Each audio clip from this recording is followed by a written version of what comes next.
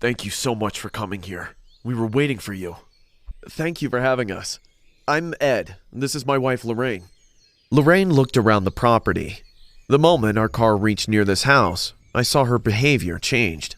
I could tell from her worried eyes she was feeling something.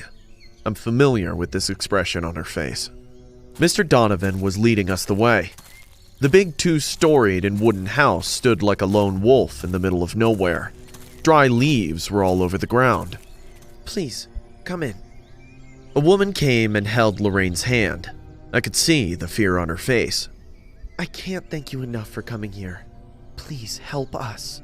Lorraine comforted her, saying, Mrs. Donovan, that's why we're here.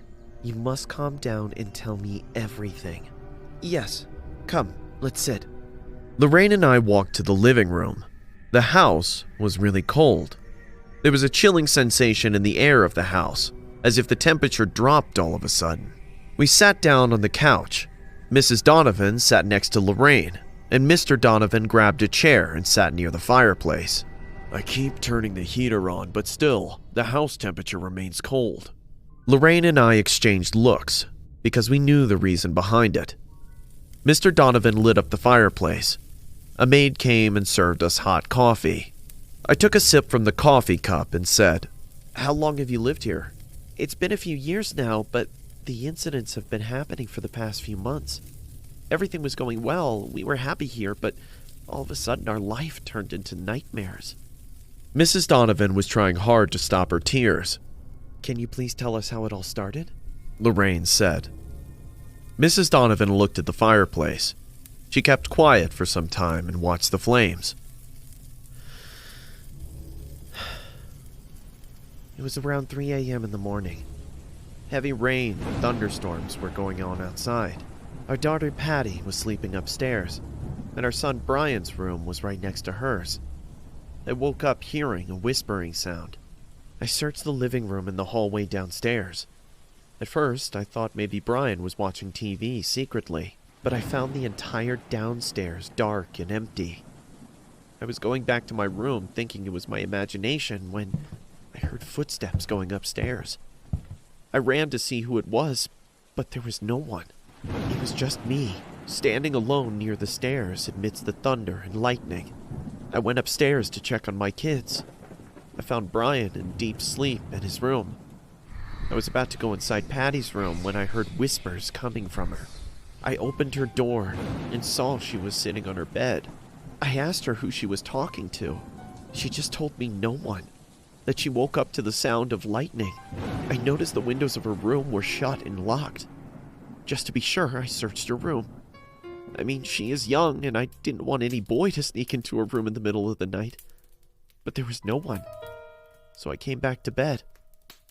After that night, bizarre things started to happen in this house.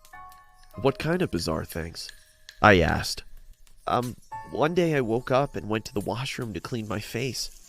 I turned on the tap and splashed water on my face, and as soon as I lifted my head and looked in the mirror, I saw... What did you see, Mrs. Donovan? My face and hands were covered with blood. Blood was coming out of the tap instead of water. The entire sink was red and splattered with blood. Mrs. Donovan hid her face into her palms, remembering the fearful memory. Mr. Donovan replied, We don't know what's happening here. Last week our car tires started to burst out on their own. No matter how many times I changed them, every morning Patty would find a flat tire. Our kids are terrified, and so are we. You see those pictures on the table? Mr. Donovan pointed out to the corner of the room. I saw a framed family photo that was kept on the table. Every time we hung those pictures, some invisible force knocks them down. Not just that, our wallpapers come off from the walls for no reason. It seems like someone peels them off vigorously. Furniture moves on its own, and now we are even terrified of our daughter. What's wrong with your daughter? Lorraine asked. Mrs. Donovan started sobbing in a low voice. Mr. Donovan looked at her and said in a low voice, She's changed. Something got into her. Last night we were having dinner. All four of us were sitting at the dining table. Patty was sitting beside me. when she suddenly looked up at the ceiling and froze. She was staring at the blank ceiling for no reason. I asked her what it was, but she didn't say anything. She then looked at me and smiled in a very disturbing way. "What are you smiling at, Patty?" I asked her. What she said still gives me goosebumps. "Why? What did she tell you?" I spoke. Mr. and Mrs. Donovan exchanged a fearful look. She looked right into my eyes and said, "You all smell different when you're awake." For the first time, the silence in the room made my heart skip a beat. Lorraine looked at me and said, "I can feel an evil presence in this house, Ed. We need to talk with your daughter. Where is your son? I sent him to stay with my brother for a while. Patty's behavior scared him badly, and we wanted to keep him out of this house." "Okay, let's go meet Patty then." We all got up and started to walk upstairs. It's time to meet Patty, for whom we came here for. A humming sound was coming from her room. Mr. Donovan pushed the door, and we saw a young teenage girl lying on a bed and humming mysteriously. Lorraine said in a low voice, "Patty, how are you?" She got up on her bed and stared at us with her big blank eyes. Lorraine sat close to her and said, "Patty, what was that song you were humming?" "My boyfriend taught me." "Your boyfriend? Is he in your school?" "Nope. He stays with me in this house." "Really? How did he get inside?" "I called him with a Ouija board. He told me I'm the most beautiful girl in the world." We were all shocked to hear this from Patty. Lorraine looked at me with scared eyes. I knew what she was trying to tell me. I got close to Patty and said, "Did he tell you his name, Patty?" "No. I keep asking him, but he never says." "What else has he told you?" Patty was going to say something when suddenly she looked at the door behind me and froze. "What is it, Patty? Is someone standing there?" I asked. "He doesn't want you here." "Can you ask him what he does want?" "He doesn't want you here. He wants you out of this house. He's saying he wants you all dead." Before we could say anything more, Patty started to scream violently and scratch her face with her nails. It was a horrifying scene to watch a young, healthy girl tearing her skin like this. "Oh my God, Patty, stop!" Mr. Donovan and I held Patty down in the bed while she kicked and screamed like an animal. Mrs. Donovan burst into tears, screaming in pain. Lorraine took her out of the room immediately.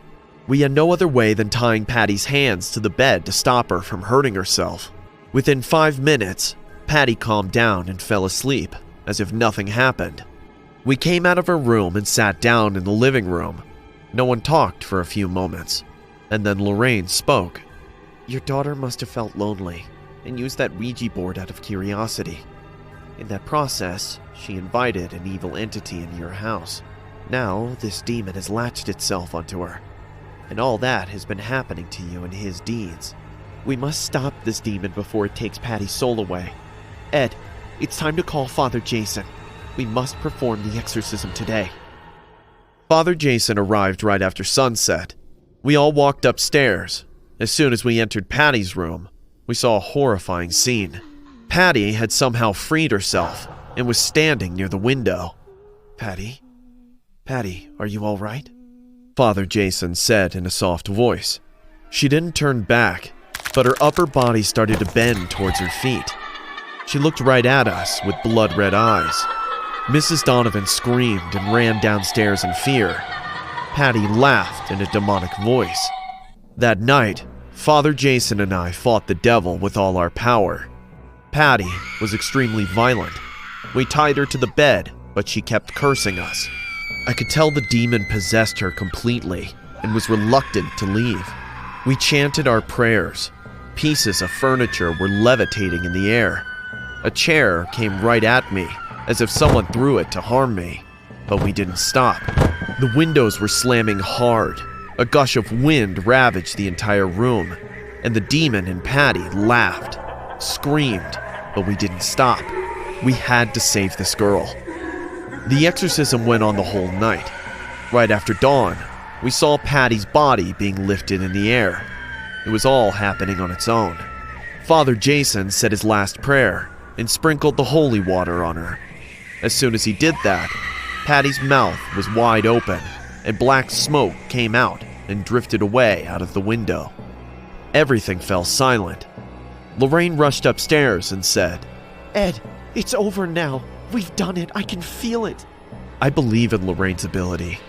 I knew she was right. Before starting the story, I would suggest you guys to go subscribe to the channel. It turns out that most of you guys who watch me aren't actually subscribed. So, if you like the content and want to support the channel, go ahead and subscribe and hit the bell. It's free, and you can always change your mind later.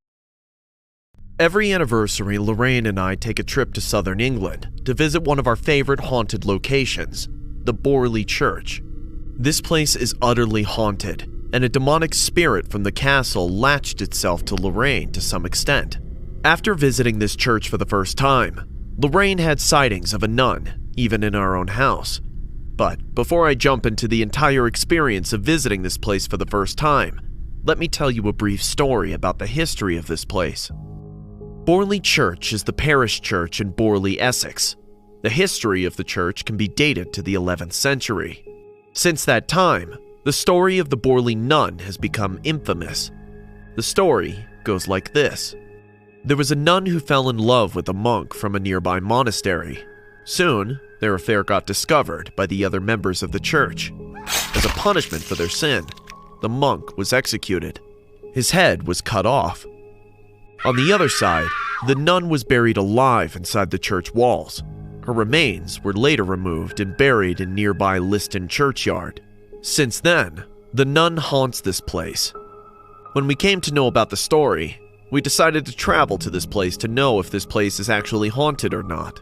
I must tell you, we weren't disappointed. It was a long drive, almost about 4 to 5 hours. We rented a small cabin for our stay during the trip. At around 4 o'clock, we reached our destination. We kept the luggage in our room and headed for the church. The church building stood like a lonely person with its old attire. I went inside, but suddenly realized Lorraine was not beside me. I turned back and saw that she was standing near the church door. Her eyes were fixated on the wall nearby. Are you getting something, hon? I asked. She looked at me with a sad face and said, She couldn't breathe after a while. This thick wall choked her to death. I noticed the wall carefully. There wasn't anything unnatural in its appearance, though. It was just a wall with yellow, rusty bricks. Let's go, Lorraine said, and started to walk inside. We met the father of the church. He was lighting up the candles. He talked to us for some time. We told him about the story of the Borley nun to see his reaction. He confirmed that at night, mischievous things do happen here. The church turns into a completely different place after sunset. It was almost and started to get dark outside. We took permission from him to spend a night here. He wasn't very willing, but somehow we managed him. After finishing his last prayer for that day, he headed home. Before leaving us, he warned us that if we see or feel anything unnatural, we must leave this church immediately. I started to set up our cameras, while Lorraine went to take a round to the premise. After being done with the equipment, I looked at my watch. It was 7:30. The valley was dark and there was pin-drop silence everywhere. Just when I was going out to look for Lorraine, I heard her spine-chilling scream. I rushed towards the door and came out into the churchyard. At some distance, I saw Lorraine standing in the dark. I ran to her. What happened? Why are you screaming? Look there. Lorraine pointed out in the empty yard nearby. At first, I couldn't see anything but fog and darkness. There was a street lamp right at the end of the yard. It was giving very low light. I noticed the bush near the lamp was moving mysteriously, but I still couldn't see anything. Nothing's out there. What did you see? No, look. Can't you see him standing there? I turned back towards the bush again, and this time, my skin crawled in fear. What I saw made my spine shiver. A man was standing behind that bush. He was dressed in a black robe, exactly like a Christian monk. The hood on his head made it impossible to see his face. The man was still as a statue. I could tell from his body posture that he was staring at us. I initially thought someone was trying to scare us, because there have been many hoaxes and pranks people tried to pull on blaming the supernatural. Hey, what do you think you're doing? Don't try and scare us. I took a few steps ahead to warn that man, but Lorraine screamed from behind, saying, "No, Ed, he's not human." As soon as she said that, I froze right then and there. The man then walked towards the street lamp and stood under it. He then lifted his hands and grabbed his hood. What I saw next, I will never forget. The man took off his hood, and he had no head. Yes, he was headless. I could see red flesh and white bones gushing out from his slashed neck. It was the headless monk. I turned back and grabbed Lorraine's hand. We both started to run towards the church. The wind outside was cold, and it was blowing like a mad dog all of a sudden. Somehow, we ran inside the church and locked the door, slamming it hard. Both of us were panting in fear. I was going to ask Lorraine if she was feeling all right or not, when I noticed her face turning pale. Lorraine? What? Oh my God, we've stepped right into their trap, Ed! What? What are you talking about? What traps? Remember, the church father told us if we see anything disturbing, we must get out of this church. I immediately grabbed the doorknob and tried to open it. I was giving it all my strength, but the doorknob was jammed. It wasn't opening, and I realized the haunting spirits here have now locked us inside. Suddenly, the temperature dropped rapidly inside the church. It was becoming icy cold. My camera started to take random snaps. I knew Lorraine and I were not the only ones here anymore. The church bell rang 3 times. I knew no one stays here at night. Then who the hell is ringing the bell? Suddenly, my eyes went on the wall nearby. It was the same wall that Lorraine pointed out in the beginning. A figure slowly took place on the wall. It was a shadow of a nun. Before I could see the shadow more clearly, the candles inside the church went out. It got pitch dark and we heard a woman crying in pain. There was something in her cry that gave me goosebumps. Lorraine grabbed my hand and we stood side by side in that darkness, expecting all of this to get over. All of a sudden, the church door opened and the fog outside came in and covered the entire floor. It felt like we were having our worst nightmare together. The light from the outside helped us to spot the doorway quite clearly. At that moment, Lorraine whispered to my ears, "There she comes." I looked and I saw a nun was standing near the door facing her back at us. She was holding an upside-down cross in her left hand. Her black dress was as dark as the night. All the candles lit back again on their own, and with this sudden strike of light, she turned her face at us. I have never seen such a demonic face in my entire life. Her cruel eyes were filled with furious anger. Blood was dripping from her mouth, and she was staring at us with immense hatred.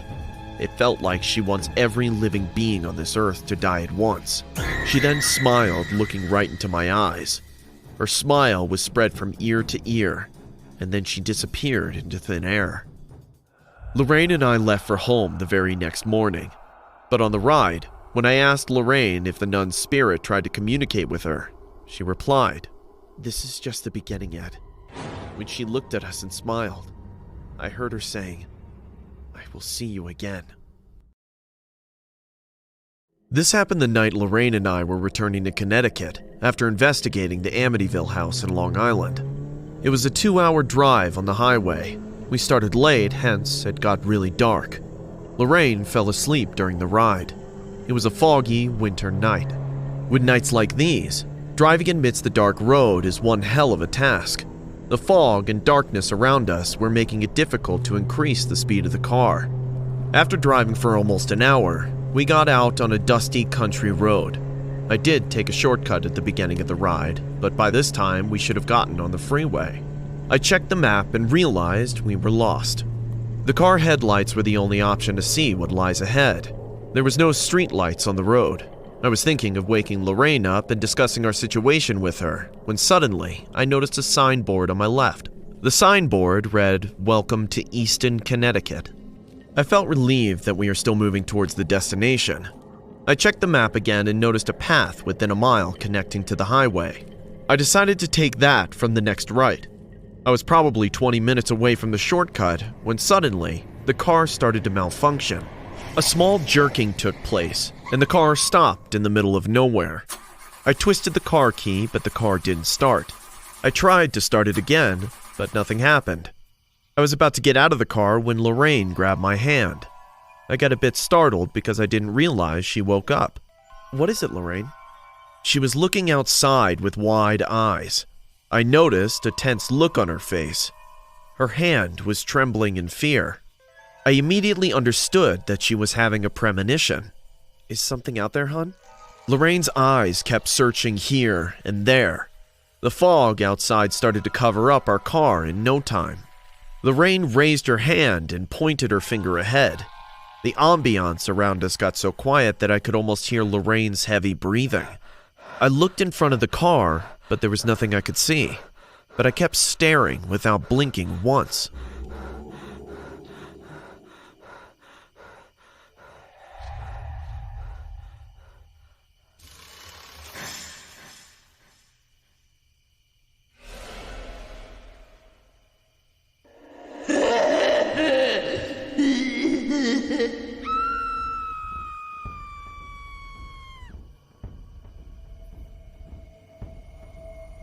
Oh my God, what the hell was that?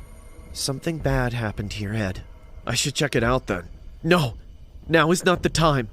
We'll have to come back later. We must leave now. Lorraine didn't let me get out of the car. I told her that I have to get out to see what's wrong with the engine. But Lorraine said in a low voice, "Twist the key. It'll start now." I did as she said and the car started, shocking the hell out of me. None of us said a single word in the rest of the ride. When we got home, Lorraine went straight to bed without mentioning a single word about what happened tonight. Next morning, when I found Lorraine sitting in the living room sipping coffee, I sat right next to her and said, "You all right, hon?" "Yes, I feel better now, Ed. I need to tell you something about last night, though. I know you have so many questions already. I hope what I'm about to say will answer some of them." I nodded my head and replied, "Go on." "Last night when our car stopped in front of that graveyard, I was almost awake with the sound of the car engine not starting. But before I could open my eyes and talk to you, I heard a woman's voice whispering into my ear. She said, 'I want my son back.' That's when I stopped you from getting out of the car. I think we need to go there and investigate. There's an entity that wants to tell her story." I looked at Lorraine for some time. This may seem odd to you all, but I believed her, because I have seen things happen that she warned me about in advance. We finished lunch and started on the road again. We have recently moved here, hence we knew nothing about this cemetery until last night. At around 2 p.m., we reached near the cemetery. The place looked just as normal as any other burial site in the daylight. We started to walk inside. The worn-out graves stood in silence. Judging by the condition of the tombstones, it was evident that this graveyard had been here for a very long time. We roamed around for a while, when I noticed a small wooden cabin under the shade of a bushy tree. Lorraine started to walk towards the cabin. I followed her without saying anything. When we reached the door, we heard the sound of a radio inside the cabin. I knocked on the door. "Hello? Is there anyone here?" Making a creaking sound, the door opened slightly. An old man with a rough beard peeked from the gap. "Who are you? What do you want?" Sir, I'm Ed Warren. This is my wife, Lorraine. We live in the neighborhood nearby. We would like to talk to you about this graveyard." The man checked me out from top to bottom, then said in the same mysterious voice, "What is there to talk about a graveyard? I don't have time for this. Go back to where you came from." The man was closing the door on our face when I stopped him and said in a firm voice, "I'll pay you if you give me the information we need about this place." The man eyed me and let us both in. It was a really dirty cabin with a weird smell. Lorraine and I didn't sit. The man sat on a chair nearby and said, "Ask." Lorraine said in a hesitated voice, "How long have you been working here?" "Long before you came into this world." I was really not enjoying his attitude, so I intervened, saying, "Have you seen anything at night?" The man's face suddenly turned pale. He said in a low voice. "Why are you asking me this?" I had to tell him about last night to give him a clear idea about why we were here. He listened to me quietly and then said, "It was Harriet. People call her the White Lady of Easton. You aren't the first one who saw her. Many people who passed in front of this cemetery claim to have seen her. One evening, a man was driving down the road in his pickup truck. He was about to pass the Union Cemetery when, out of nowhere, a woman appeared in the middle of the road wearing a white dress. The man couldn't slow down in time and struck the woman. He pulled over and came out panicking. He thought he ran her over. Out of fear and guilt, he searched the entire area, but the woman was nowhere to be seen. She searches for her son. You can see her grave in the right corner at the end of the cemetery. Now, if you'll excuse me, I have to finish my round and leave for home," I said in a surprised voice. "Wait, you don't stay here at night?" "Only a madman would come here at night. Now, get lost, you two. I don't need your money." The man was very rude, but we got what we needed. After visiting Harriet's grave, we talked to the local sheriff and came to know Harriet B. Seeley had a son who died before her in 1853. Since then, she grieves here at night, searching for her dead son. We went home to bring our cameras. Yes, Lorraine and I planned to spend a night in this cemetery. At around 9:30, we came back. Needless to say, the entire place was looking spooky as hell. I set up a camera right in front of Harriet's grave. Then, we waited for things to happen. We were standing under a tree some distance from the grave. Our senses were sharp.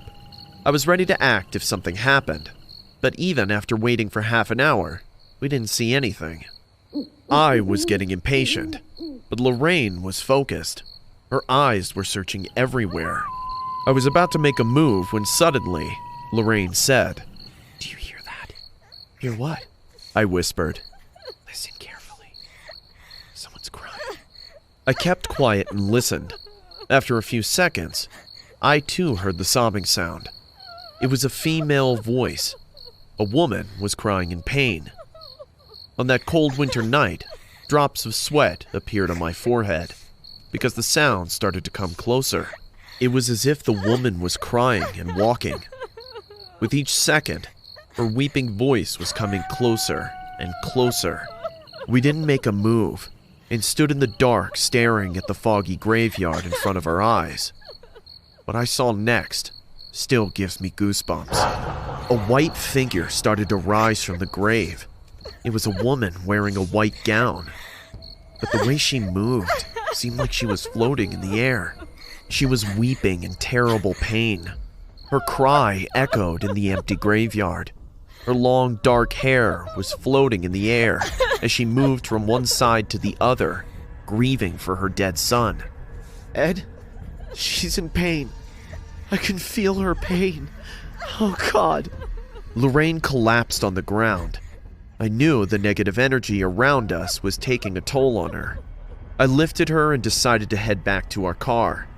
As I looked up, the woman was nowhere. I made Lorraine sit in the car and went back to get my camera. I tried to be as quick as possible. I was almost near Harriet's grave when a spine-chilling scream took place, and I saw hundreds of white lights levitating in the air. It was her, the White Lady of Easton. She appeared in front of me and screamed in pain one last time. I heard her sobbing voice. "I want my son! I want my son!" The white figure then faded away in the air. We came home and Lorraine suffered terrible weakness for 3 days. I still have the footage my camera took that night. Luckily, we did capture the ghost of the White Lady. Lorraine keeps it lock and key, as it is a valuable evidence that proves ghosts and demons do exist among us.